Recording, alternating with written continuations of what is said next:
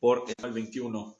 Dice así: partiendo él de allí, halló a Eliseo, hijo de Safat, que araba con 12 yuntas delante de sí, y él tenía la última. Y pasando Elías por delante de él, echó sobre él su manto. Entonces, dejando los bueyes, vino corriendo en pos de Elías, y dijo: te ruego que me dejes besar a mi padre y a mi madre, y luego te seguiré. Y él le dijo: ve, vuelve, ¿qué te he hecho yo? Y se volvió y tomó un par de bueyes y los mató, y con el arado de los bueyes coció la carne, y dio al pueblo para que comiesen. Después se levantó y fue tras Elías y le servía. El día de hoy voy a hablar un poco acerca de los discípulos, cómo debemos nosotros estar teniendo discípulos y cómo también nosotros debemos ser buenos discípulos. Y nosotros podemos ver esto aquí en la vida de Elías. Cuando nosotros estudiamos un poco su vida, yo hace como 2 años la estuve estudiando y leyendo un libro muy bueno respecto a eso. Justo estamos en un momento donde Elías acababa de pasar un periodo muy duro, un periodo donde justo después de haber eliminado muchos profetas paganos de Baal, él enfrenta un momento donde se sintió muy solo, donde incluso le rogaba a Dios que quitara su vida. Él estaba realmente mal. Y Dios nos ayuda de muchas maneras en circunstancias así. Muchas veces pensamos que nadie nos entiende y que nadie está en nuestras circunstancias, pero Dios sí nos entiende. Dios sabe exactamente por lo que estamos pasando, porque todo lo sabe, pero no solo eso, sino porque Él es capaz de estar en nuestra situación. Muchas gracias, hermano, porque Él fue un hombre. Él habitó entre nosotros y tuvo las mismas necesidades que tenemos tú y yo. Entonces podemos acercarnos confiadamente a su trono cuando tenemos necesidades. Y nosotros vemos de que, por si quizás no lo recuerdan, Dios le da comida, Dios le da descanso y después le pide que siga. Y una de las cosas que también podríamos considerar que Dios le da un compañero. En este caso a Eliseo. Y nosotros nos damos cuenta de que la vida cristiana es mucho más agradable y sencilla cuando la caminamos con alguien más. Es maravilloso poder caminar la vida cristiana, obviamente con Cristo y con el Espíritu Santo que mora dentro de cada creyente, pero también con otros creyentes que aman a Cristo y que desean también obedecerle y guardar sus mandamientos. Entonces aquí nosotros vemos que Elías recibe un aprendiz, un sucesor a quien tendría que enseñarle todo lo necesario para seguir la tarea del profeta de Dios. Dios le dio la oportunidad de tener a alguien a quien permitiría mejorar para preparar a este joven. Y es muy bueno, yo pensaba, el hecho de que nosotros nos relacionemos con otras personas. Quizás tú dices, la verdad es de que yo tengo pocos amigos que sean buenos amigos, es decir, amigos cristianos, amigos a los que yo pueda acudir por necesidades. Quizás puedo tener amigos con los que de vez en cuando me junto, pero un amigo así de verdad, de esos de verdadera, como diríamos en Chile, un yunta, ese que está ahí en las buenas y en las malas, tengo pocos. Algunos consejos que tengo aquí, no lo tienes que seguir necesariamente, pero te lo recomiendo porque la Biblia lo dice. Es acerca de cómo nosotros nos mostramos a otros. En Proverbios 18:24 nos dice que el que tiene amigos ha de mostrarse amigo. Y es algo muy bueno que nosotros en nuestra manera de actuar con otros, y esto no necesariamente se refiere a la apariencia en sí, sino a la actitud que tenemos con otros, ser amigable. Es difícil que tú hagas nuevos amigos si eres una persona que no habla con nadie, que se guarda las cosas y más de encima que tiene una mala actitud. Ahora, obviamente todos tenemos diferentes personalidades. Todos a lo mejor, a algunos se nos hace fácil hablar con otras personas y hacer nuevos amigos. A otros, no tanto. A otros, conocer a alguien nuevo es incómodo. Y no necesariamente eso está mal. Pero debemos hacer el esfuerzo para ser amigables y para poder hacer amigos verdaderos. Y siempre rodearnos de amigos cristianos que son buenos. La Biblia enseña que el que se junta con sabios, dice en el libro de Proverbios, sabio será. Pero el que se junta con necios será quebrantado. Entonces nosotros debemos tener mucho cuidado de con quién nosotros nos rodeamos, porque queramos o no, va a impactar de manera muy negativa en nuestra vida. Entonces, volviendo a Elías y a Eliseo, en el versículo 19 dice que él salió y encontró a Eliseo que araba con 12 yuntas delante de sí, y él tenía la última, y pasando Elías por delante de él, echó sobre él su manto. Entonces nos damos cuenta de que muy posiblemente Eliseo venía de unas circunstancias buenas, dice que araba con 12 yuntas delante de sí. O sea, estamos hablando de una gran cantidad de animales de trabajo, y cuando un profeta echaba el manto sobre ti, quería decirte que tú ibas a ser su sucesor o su aprendiz o quien le iba a estar siguiendo, su discípulo. Entonces se le estaba ofreciendo una oportunidad muy buena, pero Eliseo también estaba en una circunstancia muy buena. Y es muy bueno siempre considerar que cuando Dios quiere que hagamos algo, no importa lo que estemos haciendo ahora, obedecer a Dios siempre es mejor.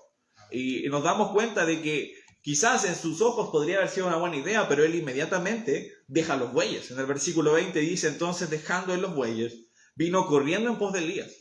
Entonces él, de nuevo, quizás a los ojos del mundo no era tan sabio dejar un trabajo tan bueno. Él decidió inmediatamente dejar los bueyes y seguir a Elías. Quería despedirse de su familia. Dice, te ruego que me dejes besar a mi padre y a mi madre y luego te seguiré. Y él le dijo, ve, vuelve, ¿qué te he hecho yo? Y se volvió y tomó un par de bueyes y los mató. Y con el arado de los bueyes coció la carne. Entonces nosotros vemos en el versículo 21 la resolución de seguir a Cristo. Él estaba decidido a seguir, en este caso, a Elías y a ser el discípulo de él, hasta el punto en el que dijo, yo voy a matar los bueyes con los que trabajo, voy a cocinarlos con la madera con lo que está hecha la yunta, el arado. Entonces rompió la madera y sus herramientas de trabajo y con eso cocinó los animales con los que trabajaba. Entonces estaba diciendo, no hay vuelta atrás, yo voy a seguir a Jesús. Nosotros tenemos que ser seguidores de Cristo de la misma manera. Decidir completamente, primero, si no has tomado la decisión de creer en Cristo, es la decisión que debes tomar hoy. Es la decisión más importante de toda tu vida. Y tú debes tener certeza de que Jesús murió por ti, de que Él derramó su sangre en la cruz por tus pecados y que venció la muerte al tercer día, y debes creer en eso. Es decir, debes tener confianza en que ese sacrificio te limpia de todos tus pecados. No solo te basta con saberlo, a veces nos rodeamos de religión y de iglesias y lo hemos escuchado 1000 veces y podemos recitar los versículos de memoria, pero nunca lo hemos creído en nuestro corazón. Debemos confiar en Jesús como el único Salvador. La única solución para nuestros pecados es la obra que Jesús hizo en esa cruz. Entonces eso es lo primero que tenemos que hacer, pero luego, una vez siendo creyentes, nosotros debemos decidir activamente seguir a Cristo. Me hace pensar en el himno que nosotros solemos cantar a veces, he decidido seguir a Cristo. Nosotros debemos decidir, yo voy a caminar con Cristo y ser su discípulo. Jesús, cuando Él se fue, no decidió dejarnos solos, sino que Él decidió dejarnos con otros creyentes. En primer lugar, lo primero que nos dejó fue su Santo Espíritu. Él hablaba de que vendría otro Consolador. Él hablaba del Santo Consolador, del Espíritu Santo. Y también estableció su iglesia. En Mateo 16, Él dijo que Él iba a establecer su iglesia sobre esta roca, hablando de Él mismo, y que ni las puertas del Hades prevalecerían contra ella. Y Él establece la iglesia en Jerusalén y luego la iglesia empieza a crecer y vemos las iglesias.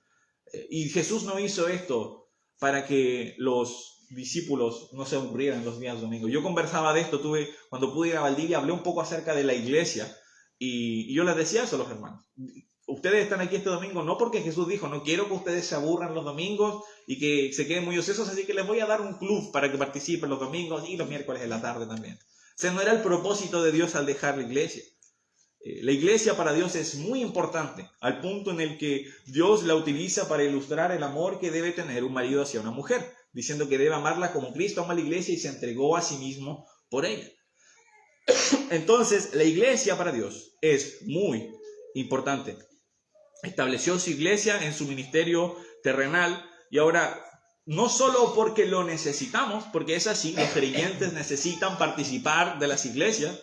Nosotros vemos que Dios amonesta a los hebreos, a los cristianos de la carta de los hebreos, porque ellos estaban dejando de congregar y volviendo las cosas judías. Y ahí es donde Dios le dice, no, ustedes no tienen que dejar de congregarse, como algunos tienen por costumbre, sino exhortando. Debemos animarnos a seguir participando en la iglesia local. No solo porque lo necesitamos, es así, lo necesitamos. Nosotros debemos estar constantemente obedeciendo a Dios, participando activamente en una iglesia, trabajando en las tareas y labores que nosotros vemos en ella y siendo siervos fieles del Señor. Ahora, más que hablar de la iglesia en este momento, aunque pensé que era importante hablando del compañerismo entre creyentes, me gustaría hablar un poco acerca de los discípulos, porque esa era la relación que había entre Elías y Eliseo, que nosotros debemos tener discípulos. Es muy bueno, de nuevo, de que nos rodeemos de creyentes, y parte de la iglesia, parte de ser parte de una iglesia, es eso, que tú vas a poder encontrar a creyentes maduros. Quizás tú vas a decir, yo tengo 15 años y no sé mucho de la vida, no sé qué cosas debo hacer. ¿Sabes qué? En la iglesia van a haber hombres y mujeres que tienen 30, 35, 40, 50 años, que ya vivieron esa parte y que son creyentes maduros, que leen su Biblia, que están orando y que van a poder darte buenos consejos acerca de qué es lo que debes hacer en ciertas circunstancias. Te van a poder mostrar desde la Biblia las cosas que debes hacer, y es parte de por qué Cristo nos puso en una iglesia. Entonces, la relación que hay entre un discípulo y un maestro es importante que nosotros siempre seamos partícipe de ella.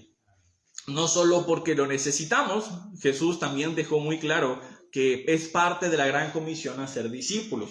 De hecho, podemos verlo brevemente en Mateo 28. Si nosotros vamos a Mateo 28, el versículo 19 y 20, dice, por tanto, ir... me adelanté, perdón. Lo que pasa es que moví la Biblia y lo encontré de inmediato. No lo tenía guardado.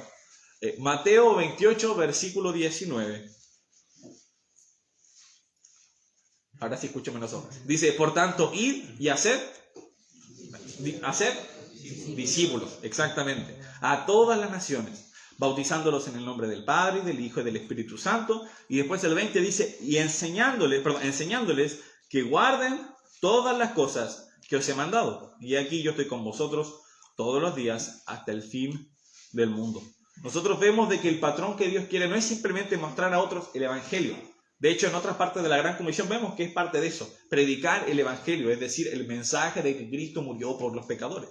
Pero no solo eso, sino que debemos hacer discípulos. Es decir, que estas personas que escuchan el Evangelio y que creen, puedan empezar a seguir a Cristo y luego ganar a otras personas que van a también creer en Cristo y también empezar a caminar con Él. Entonces nosotros tenemos no solo la tarea de predicar el Evangelio, sino de hacer discípulos. Y nosotros vemos esto en otras porciones de las Escrituras. Por ejemplo, en Hechos capítulo, acompáñame por favor, Hechos 2.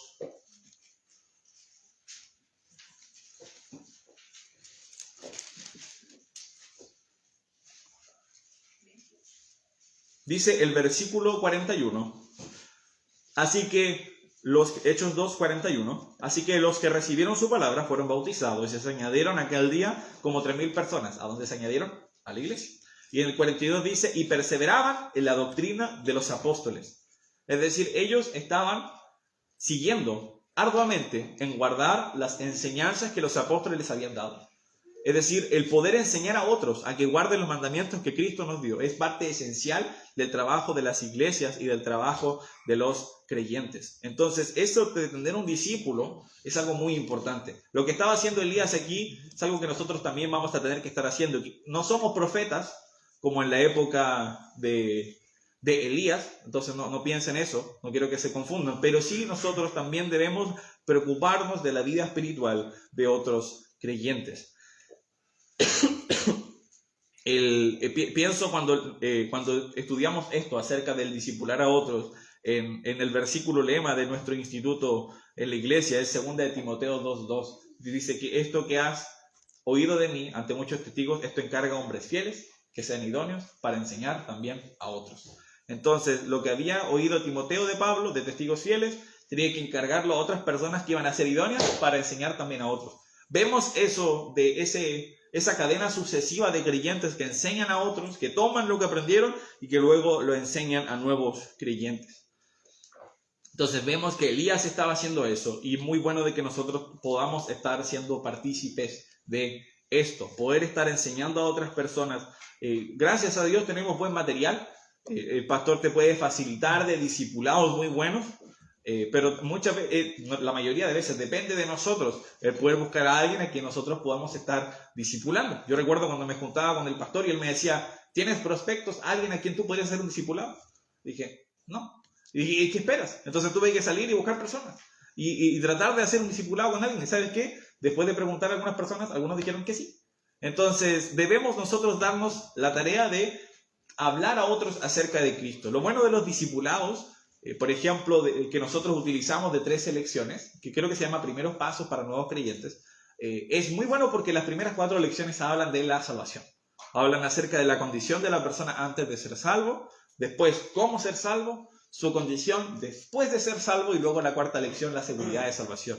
Entonces, incluso tú puedes ofrecer esos estudios a alguien que no es un creyente, que a lo mejor no ha escuchado de Cristo, pero que con esas 4 lecciones tú puedes ahondar en conversaciones largas acerca de Cristo y luego le puedes explicar y esa persona va a ser confrontada con que es un pecador, que está condenado al infierno y que no puede salvarse por sus propias obras. Luego va a ver la salvación, que Dios le ama, que Cristo derramó su sangre por él, que él venció la muerte, que tiene que creer en eso. Después nosotros podemos ver el cambio que hay en las personas que han creído en Cristo y luego cómo esa salvación no depende de nosotros, sino que Dios nos guarda sin caída hasta la venida de Cristo. Entonces nosotros pensamos en esto y debemos estar considerando, ¿estoy haciendo un discipulado o estoy siendo discipulado por otra persona? ¿Estoy aprendiendo de Cristo? Si no es así, deberías pensar en hacerlo. Si has terminado un discipulado y dices, yo creo que podría hacerlo, quizás es el momento en el que tú puedas estar enseñando a otras personas, tomando a un pequeño Eliseo y preparándole para el trabajo. Y considerando esto, considerando que nosotros debemos estar teniendo discípulos, anotaba algunas características de buenos maestros o de buenos discipuladores, se podría decir, y de buenos discípulos que nosotros podríamos practicar. La primera característica que yo puedo ver acerca de un buen maestro o un buen líder es la humildad. Un buen maestro es humilde. Acompáñenme a Juan capítulo 13. Juan capítulo 13.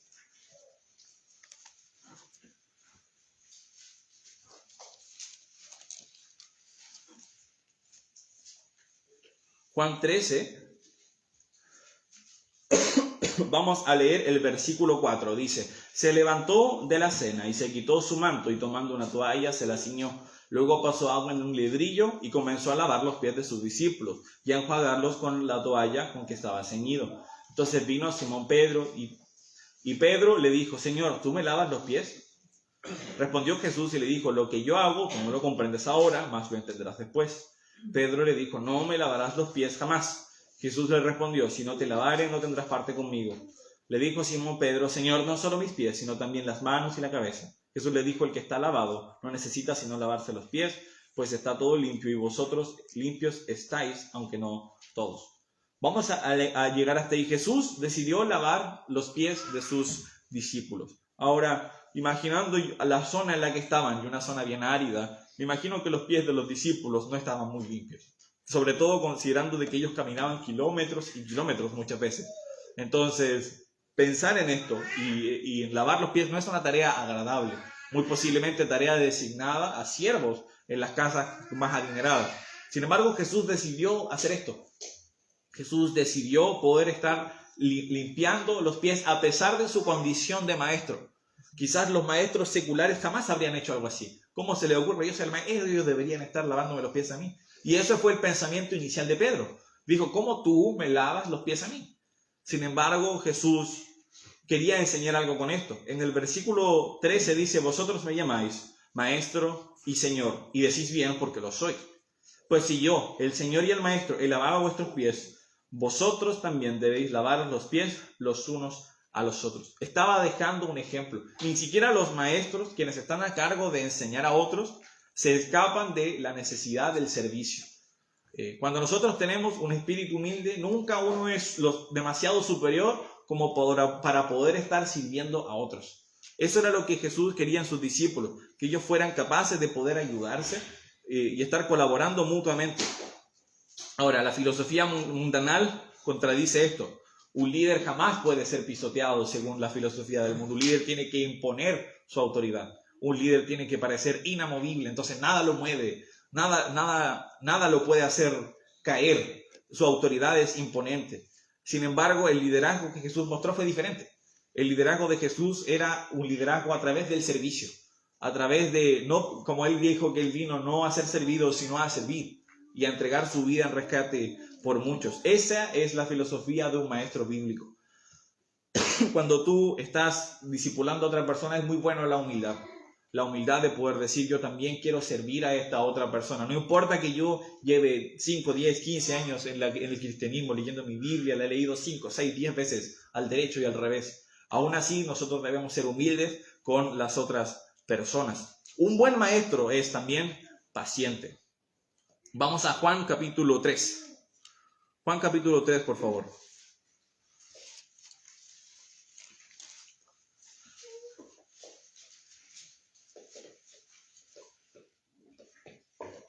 En el versículo, vamos a leer algunos fragmentos del capítulo 3. Dice, había un hombre de los fariseos, en el versículo 1, que se llamaba Nicodemo, un principal entre los judíos. Este vino a Jesús de noche y le dijo, Rabí, sabemos que has venido de Dios como maestro, porque nadie puede hacer estas señales que tú haces, si no está Dios con él. Respondió Jesús y le dijo, de cierto te digo, que el que no naciere de nuevo no puede ver el reino de Dios. Nicodemo le dijo, ¿cómo puede un hombre nacer siendo viejo? ¿Puede acaso entrar por segunda vez en el vientre de su madre y nacer? ¿Por qué decido escoger este texto? Nicodemo se supone que era un erudito, un fariseo, una persona que conocía de las Escrituras. Sin embargo, no entendía el principio más básico, el de nacer de nuevo, el de confiar en el Redentor, en el Cristo prometido, y cómo era necesario creer en Él para poder tener vida eterna. Y nosotros vemos a través de este pasaje cómo muchas veces Nicodemo no es capaz de entender del todo lo que Jesús le está enseñando. Y Jesús no se frustra, ni dice, tú no vas a entender nunca, y se va. De hecho, Jesús hizo un tiempo para Nicodemo, para escuchar y resolver sus dudas. Entonces, le dice que tiene que nacer de nuevo, y Nicodemo, muy literal, le dice, tengo que entrar en el vientre de mi madre y volver a salir. Y después Jesús responde en el 5, de cierto te digo, el que no naciere del agua y del Espíritu no puede entrar en el reino de Dios. Lo que es nacido de carne, carne es, y lo que es nacido de espíritu, espíritu es. No te maravilles que te dije, os es necesario nacer de nuevo. Entonces ahí Jesús le dice, no te confundas. Lo que es carne, carne es, lo que es espíritu, espíritu es. Estoy hablando de un segundo nacimiento. En el 8 habla un poco acerca de la naturaleza de este nuevo nacimiento. Dice, el viento sopla de donde quiere y oyes su sonido, mas ni sabes de dónde viene ni a dónde va. Así es todo aquel que es nacido del Espíritu. Y muestra cómo el nacimiento espiritual no tiene necesariamente señales visibles, en el sentido de que uno no ve el viento, sin embargo puede ver los efectos que tiene. Quizás no hay un cambio inmediatamente físico en la persona, pero puedes ver los cambios o los efectos que ha tenido el nuevo nacimiento en esa persona. Y después Nicodemo no vuelve a entender. En el 9 dice, ¿cómo puede hacerse esto? No entiende. Y aquí Jesús no tira la toalla y se rinde, sino que vuelve a explicar. Dice, ¿eres tú maestro de Israel y no sabes esto? Debería haberlo sabido. Pero en el 11 dice, de cierto te digo, que lo que sabemos hablamos y lo que hemos visto testificamos y no recibí nuestro testimonio. Si os hemos dicho cosas terrenales y no creéis, ¿cómo creeréis si os dijere las celestiales? Nadie subió al cielo, sino el que descendió del cielo, el Hijo del Hombre que está en el cielo. Y como Moisés levantó la serpiente en el desierto, así es necesario que el Hijo del Hombre sea levantado, para que todo aquel que en él cree no se pierda, mas tenga vida eterna. Entonces aquí Jesús explica la salvación desde otro punto. Nicodemo no estaba entendiendo bien cómo una persona podía nacer de nuevo, pero no de una manera física. Entonces, ¿qué hizo Jesús? Jesús explicó la salvación de otra manera. Ahora fue y habló acerca del Hijo del Hombre, que es un término profético del Salvador, un título que tenía Cristo. Y luego habla acerca de un símbolo o un tipo de Cristo de la historia hebrea, que aparece en Números, creo que es el 22 o el 21, de una serpiente de bronce que fue clavada y que cuando las personas eran mordidas por serpientes podían mirar a esa serpiente clavada y vivían. Entonces, quizás para nosotros no recordamos bien esa historia, pero para Nicodemo eso era muy claro. Él claramente, habiendo estudiado la Biblia y el Antiguo Testamento, recordaba esa historia de los tiempos de Moisés e Israel en el desierto. Entonces vemos que Jesús, en vez de tirar la toalla en cuanto a discutir algo tan importante como la salvación, decide tener un acercamiento diferente al tema. Entonces ya no está hablando del segundo nacimiento con esas mismas palabras, sino que lo habla desde otra manera, desde el Cristo y desde la profecía y desde el Antiguo Testamento. ¿A qué voy con esto? que muchas veces nosotros, cuando estamos enseñando a otra persona, vamos a tener que ser pacientes. Nosotros a veces pensamos que las personas tienen que entender las cosas de la misma manera y a la misma velocidad que nosotros, pero no es así. Yo recuerdo cuando yo era pequeño y empecé a leer en Kindle y en primero básico, yo era el niño más insoportable que había. ¿Por qué? Porque yo leía muy bien y se me hacía muy bien. Y cuando mis compañeros no sabían leer o les costaba, yo me enojaba. Decía, ¿cómo no pueden? Si es súper fácil. No seas como yo. No tienes que ser de esa manera. A veces las personas van a aprender de manera diferente. Y en vez de tirar la toalla, cuando tú estés enfrentando esa... pero ¿cómo no entiende algo tan simple? Debes seguir intentándolo, buscar otra manera de hablar de Cristo. Yo recuerdo cuando estaba hablando de Cristo con una familia con la que hacía discipulado, y le dije, pastor, les he hablado 5 veces acerca de Cristo y todavía no entienden. Y me dijo, ¿les predicaste con Juan 3? Sí, le dije. ¿Le predicaste con Juan 10? Donde dice que Jesús es la puerta. No, le dije. Ya, ahí tienes. Entonces, muchas veces nosotros decimos, pero no funciona, no entendieron, ya hice mi trabajo. No, sé paciente y sigue trabajando. Imagínate si Jesús hubiera dicho acerca del segundo nacimiento, Nicodemo no entiende, no tengo tiempo para esta persona, y se va. Quizás hasta tendría razón, Jesús, su tiempo era muy valioso. Sin embargo, él decidió seguir trabajando con él. Entonces, seamos pacientes. Un buen maestro, esto está relacionado con la paciencia, es la perseverancia. Acompáñenme a Gálatas capítulo 6. Gálatas capítulo 6, el versículo 9. Dice, no nos cansemos, pues, de hacer el bien, porque a su tiempo segaremos y no desmayamos. Es muy importante entender que el trabajo que nosotros hacemos para el Señor, cuando predicamos a otros las palabras de Cristo, la palabra de Dios, no es tiempo perdido. Y no es, si tú no ves inmediatamente los resultados, no quiere decir que lo que estabas haciendo estaba mal. Si tú estás haciendo lo que la Biblia dice, entonces estás haciendo las cosas bien.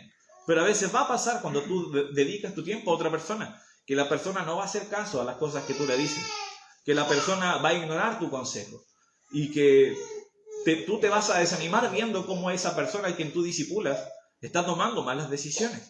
Y es muy bueno de que en ese momento nosotros sigamos perseverando.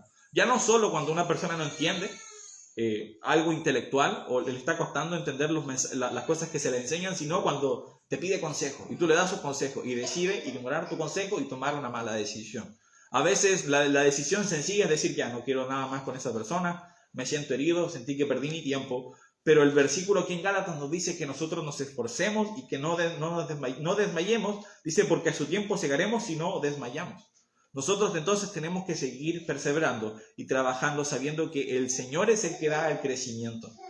Nosotros vemos eso en el libro de Primera de Corintios, cuando los cristianos se peleaban y decían, no, yo soy de Pablo, yo soy de Apolos. Unos más espirituales decían, no, yo soy de Cristo. Pero Pablo entendía de que él no era quien daba el crecimiento ni a quien se le debe agradecer el trabajo que hace en la vida espiritual, sino es Cristo. Entonces nosotros debemos trabajar como instrumentos y dejar el crecimiento a Él. Algunas características entonces, habíamos dicho humildad, paciencia, perseverancia.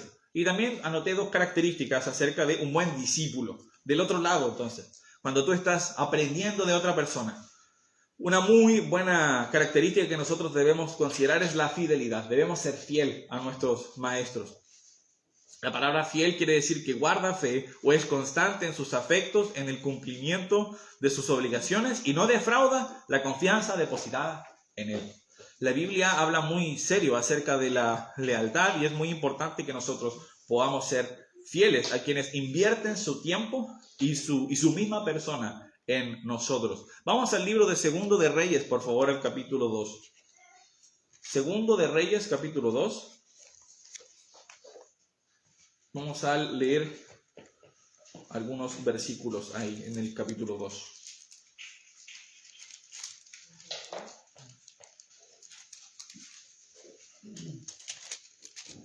Dice en el versículo 1. Aconteció que cuando quiso Jehová alzar a Elías en un torbellino al cielo, Elías venía con Eliseo de Gilgal.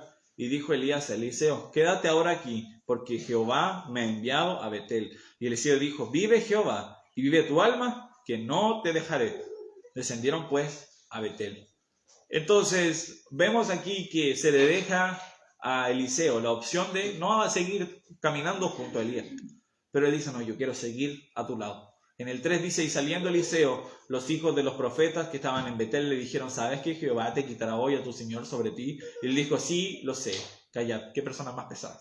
En el 4 dice, y Elías le volvió a decir a Eliseo, quédate aquí ahora, porque Jehová me ha enviado a Jericó. Y él dijo, vive Jehová y vive tu alma, que no te dejaré.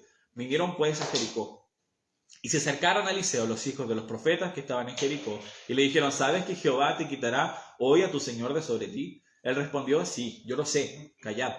Y Elías le dijo, te ruego que te quedes aquí, porque Jehová me ha enviado al Jordán.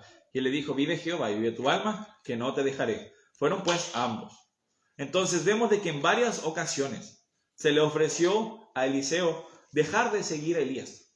Estaba en los últimos momentos de su vida, ya que nosotros después vemos de que efectivamente Dios se lleva a Elías. Sin embargo, Eliseo, teniendo la salida fácil, decir, ya me voy, él decidió seguir a Elías y serle fiel. La Biblia habla mucho acerca de la lealtad y nosotros debemos ser fieles de nuevo a quienes invierten su tiempo y su persona en nosotros. Lo vimos también en el primer texto que leímos, como Eliseo, en cuanto fue escogido por Elías, inmediatamente se deshizo de todo lo que le vinculaba a su trabajo y dijo, yo voy al 100% a seguir a este profeta y a hacer las cosas que Jehová quiere. Dios requiere ese tipo de fidelidad con nosotros. Y si hay alguien que está invirtiendo tu tiempo en ti, considera lo valioso que es eso. Considera lo que significa invertir horas de su semana, recursos monetarios en ti, y debes considerar, yo debo ser fiel a esta persona. Qué doloroso es cuando alguien invierte tiempo, dinero, y invierte todo en ti y tú le das la espalda. Es doloroso. Considera eso entonces y sé fiel. Un último punto que tengo aquí es que un buen discípulo es obediente. Lo que destaca de los grandes discípulos o seguidores de grandes personas de la Biblia, como por ejemplo Josué lo fue de Moisés, como lo fue Eliseo de Elías, y muchos otros que siguieron a sus maestros y que nosotros los vemos como grandes varones de Dios, ellos eran obedientes a quienes Dios había puesto como maestros. Suena algo simple, pero es parte de la esencia. No es un buen discípulo alguien que a lo mejor es muy inteligente, que toma muchas notas y que a lo mejor es muy bueno hablando en público, y tú podrías considerar todos los buenos atributos que se te ocurran, pero no obedece a su maestro. ¿De qué sirve estar siguiendo a alguien y tener todas estas características positivas si al final no obedeces las instrucciones de quien te está enseñando? Sobre todo si tú dices, yo quiero ser un discípulo de Cristo, es decir, yo quiero aprender de Él. De nada nos sirve la palabrería y el conocimiento si nosotros no le obedecemos. Para terminar, me gustaría leer este versículo en Juan 14, 15, por favor. Juan capítulo 14, el versículo 15.